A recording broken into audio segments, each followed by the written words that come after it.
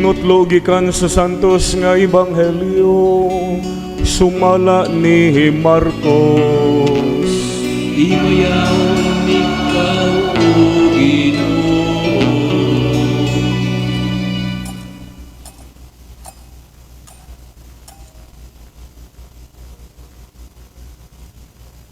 Unya milakaw si Hesus og miadto sa kayutaan duol sa syudad sa Tiro. Misulod siya sa usa ka balay ug dili unta siya buot nga may mahibalo nga siya didto sa sulod. Apan wala gayud siya makatago. Dihay usa ka inahan nga may anak nga babae nga giyawaan. Sa pagkabalita niya mahitungod kang Hesus, miadto dayon siya kaniya ug mihapa sa iyang tiilan. Ang maong babae usa ka langyaw nga didto mataw sa Phoenicia sa Syria. Iyang gihangyo si Hesus sa paghingilin sa yawa gikan sa iyang anak. Apan si Hesus mitubag, kinahanglan unahon pagpakaon ang mga anak, dili maayo nga kuhaon ang pagkaon sa mga anak ug ipakaon sa mga iro.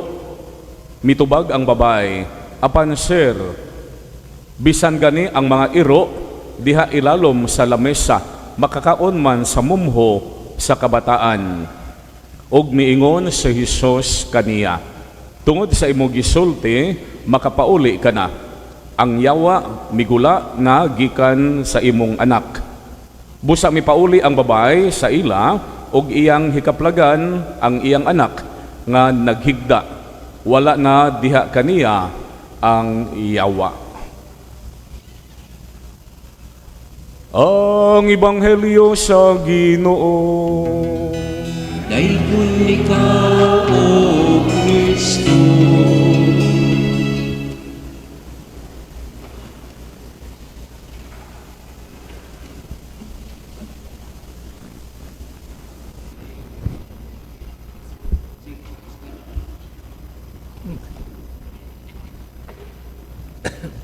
Mayong gabi natong tanan mga igsoon. Labi na nga to sa to nga team of moderator sa team of pastors din sa parokya ni Santo Niño sa Mactan, si Father Borges, no?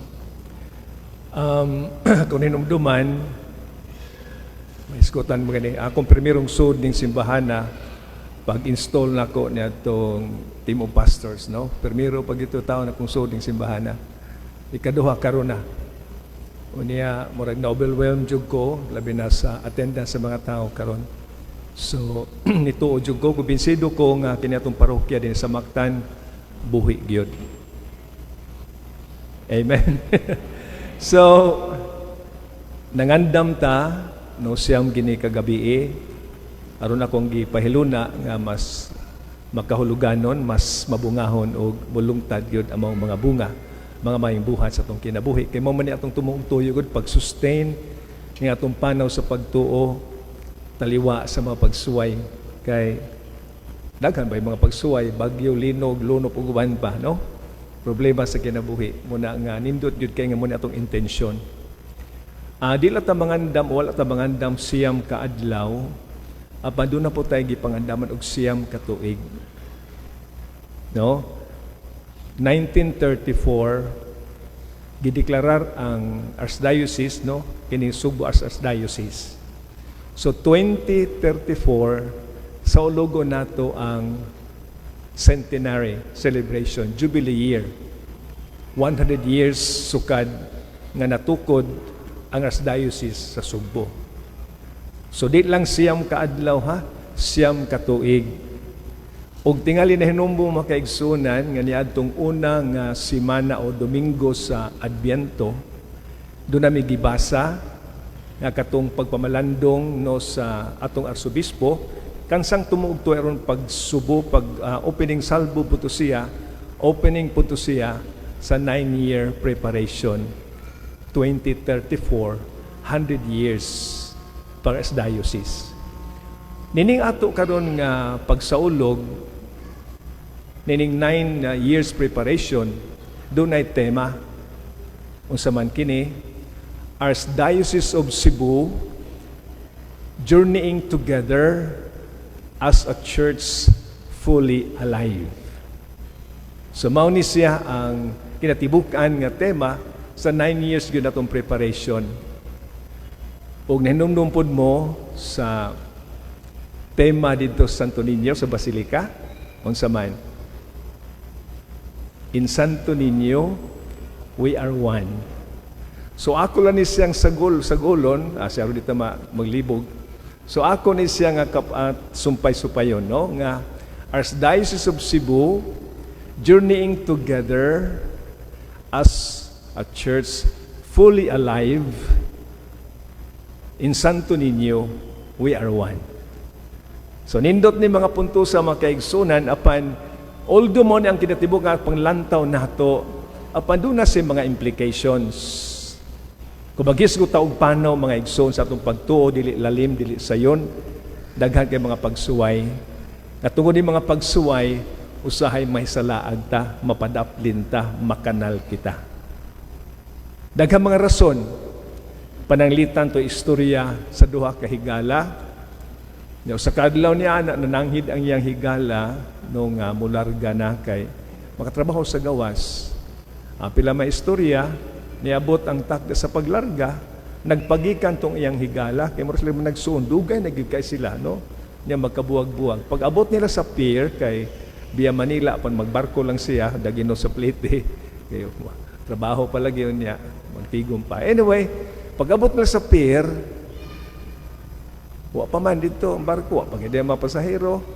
Niya may tindahan sa kilid. Mingon sabay dugay-dugay na di magkita. Aristas kilid bin na may tindahan. Magtumba-tumba sa taning RH, Red Horse. Nag-inom, samtang nagpaabot mo larga ang barko. Hala, si istorya. Hantod ni Sirbato na, kay pura bisita na. Sabay, napangdamyo. Si inom pag yun, hantod, wala yun, nangahubog na. Giarya na ang damyo. Susdagan silang duha kay mo o apas sa barko. Ang usa milayat magi nakaapas, nakasakay. Ang usa tawo ni sunod. Layo naman barko, mitimpasaw in towns dagat.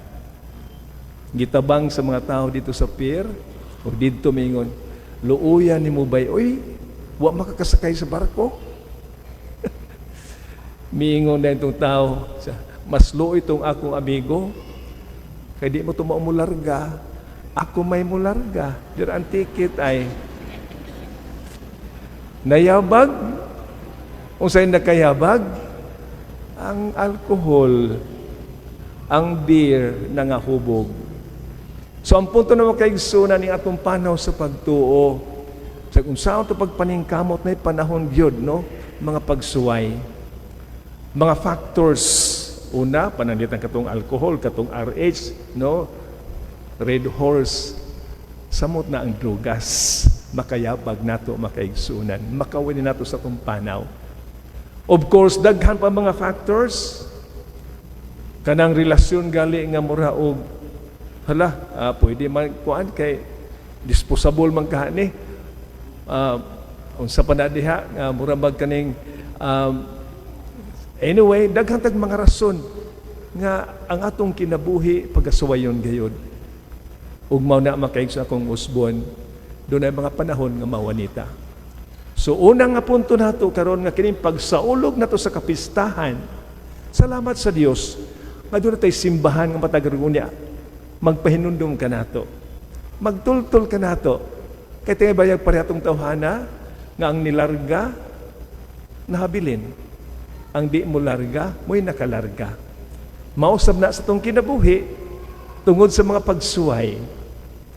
O subo nga pamalandungan, kaning mga pagsuway, daghan kaayo ang nabiktima, labi na sa mga batanon.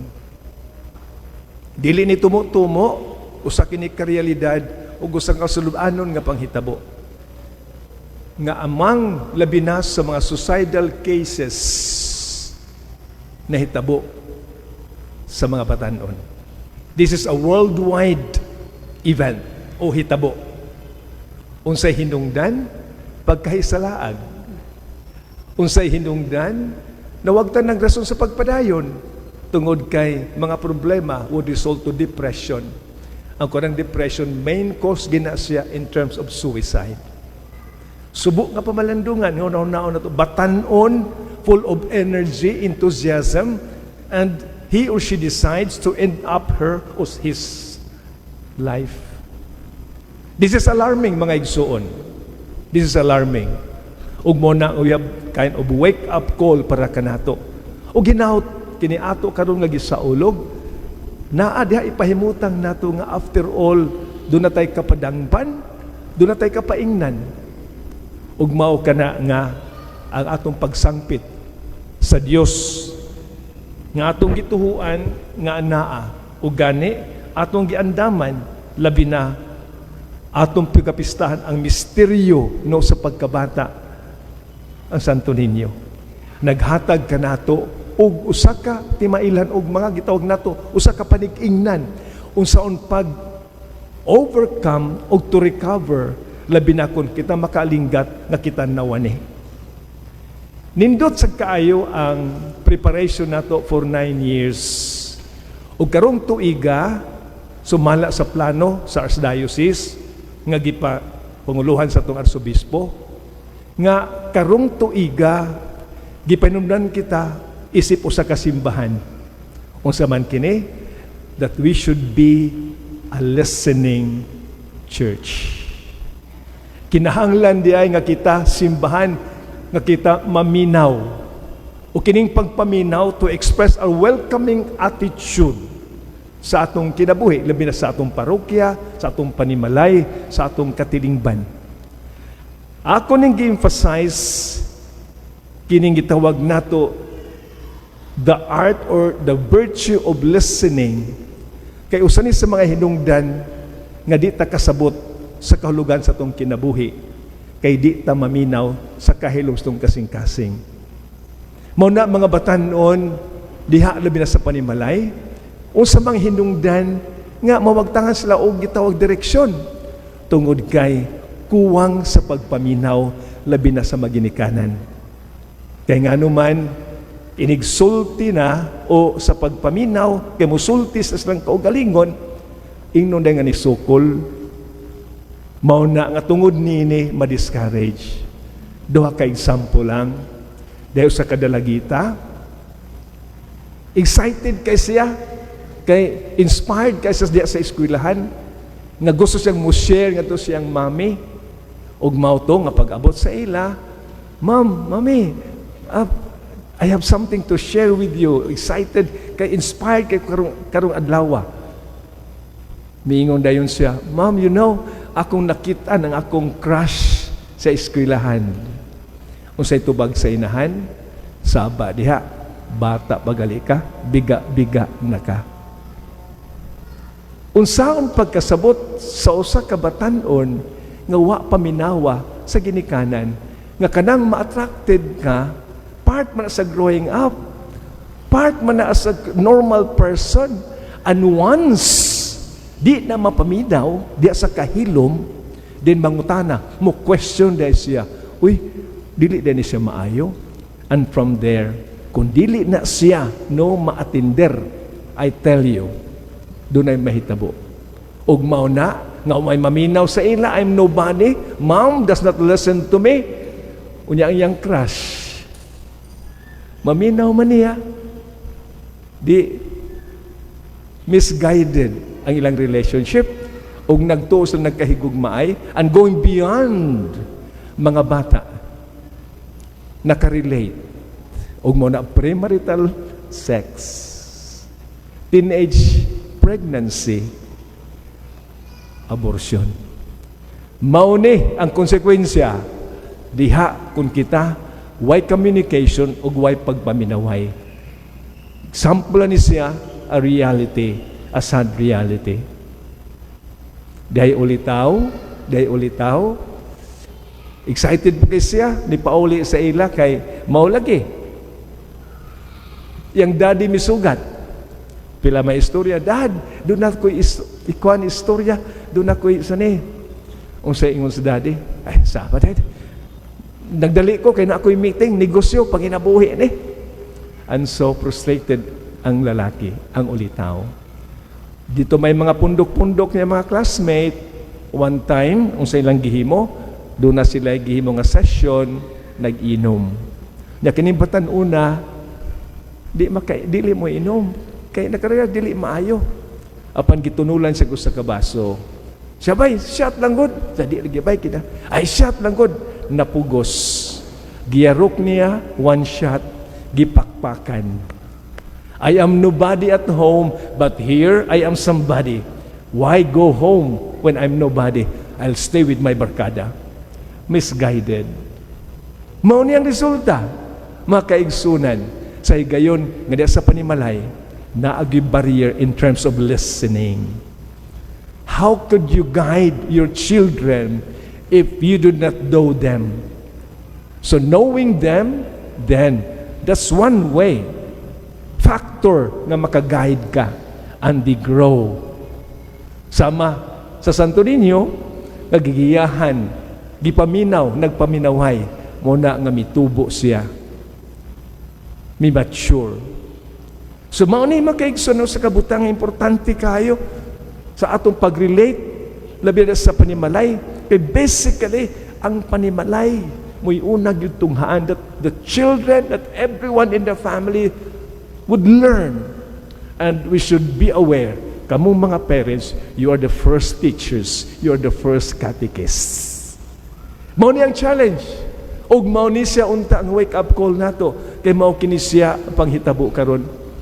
O kinaututan ning ato karon, no nga pagsaulog Santos nga misa, Senior Santo Niño, o sa kabata, gigiyahan sa ginikanan, gipaminaw sa ginikanan, muna mitubo, milambo, ni mature. Mao ni siya ang usa ka importanteng implication nining atong tema, a listening church. Mao na nga ako lang huwaman ang unahon na sa itong arsobispo, nga unsaon nato ni ang listening. Unsaon ni nato siya? Una, miingon ang atong arsobispo, make listening your spiritual habit. Make it a habit. Make it a part of yourselves.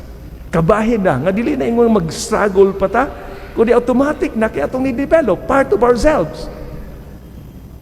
Make listening a spiritual habit.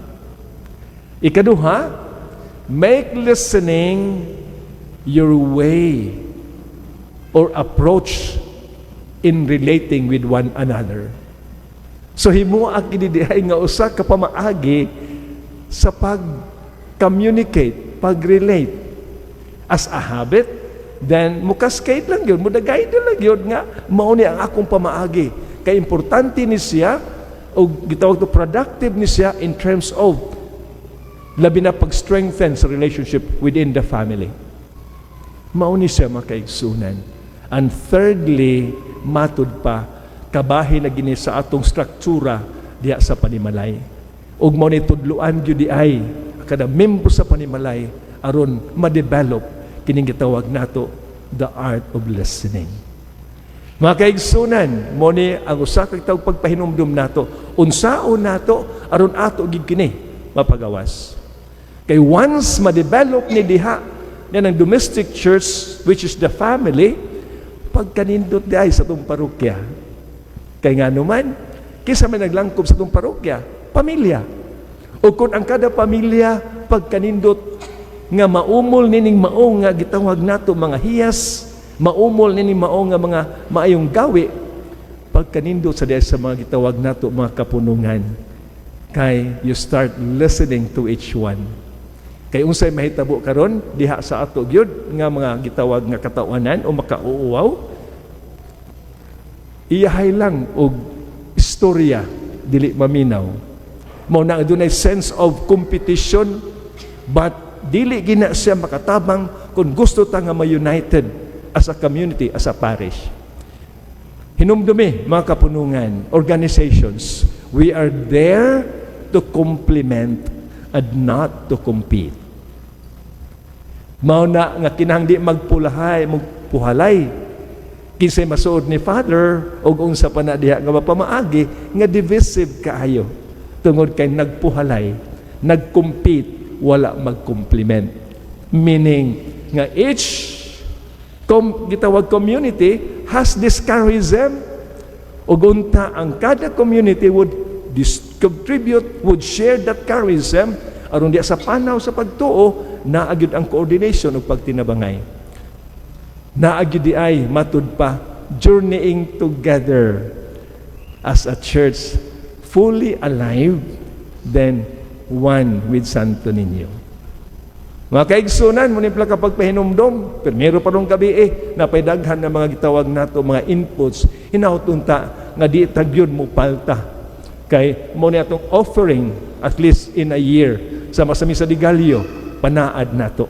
And I'm sure, ang Ginoo nga nagtanaw ka nato sa itong pagpalimbasog, sa itong pagpaningkamot, ibuhos gud ang iyong grasya aron kita makatuman sa iyang sugo, ni kini maong sugo maglikon ka nato aron makapadayon ta sa unahan aron moabot as tong destinasyon kinabuhing dayon.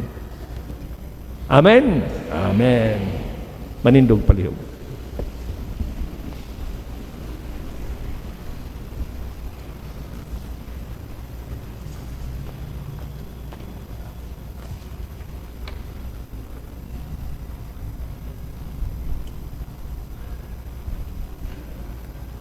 Giguba ni Jesucristo ang babag nga nagbulag sa mga Hudiyo gikan sa mga Hintil. Isip sa kakatawhan sa kabag-ong tunhay kasabutan, magampo kita ngadto samahan, umingon kita, Ginoo, pamatia kami tanan. Nga ang simbahan, lukop sa tibuok kalibutan, mamahimong agianan sa Dios nung kaluoy, kalinaw ug gugma, magampo kita sa Ginoo. Nga isip katilingban sa mga matuuhon, dili unta kita magkabahin-bahin tungod lang sa gagmayng mga babag, sa pagdumot o pagpihig-pihig, magampo kita sa Ginoo. Nga ang mga inahan, nga nahingawa og nabalaka pag-ayo, mahitungod sa panglawas sa ilang mga anak, dili gayud mapakya sa pagdangop kang Hesus, alang sa suporta ug sa kahupayan, magampo kita sa Ginoo. Nga ang mga masakiton ug ang mga himalatyon, mahupay pinaagi sa gugma ug sa kaluoy sa amahan, magampo kita sa Ginoo. Nga imo untang isipon nga takus ug mapuslanon, alang kanamo nga ang halangdong tiyopilo kamumot, mabayaw na ngadto sa altar sa mga santos, magampo kita sa Ginoo. Nga sila nga mibiya nagikan ni ining kinabuhia, magmaya sa kahangturan didto sa langit nung pulay-anan sa Dios, magampo kita sa Ginoo.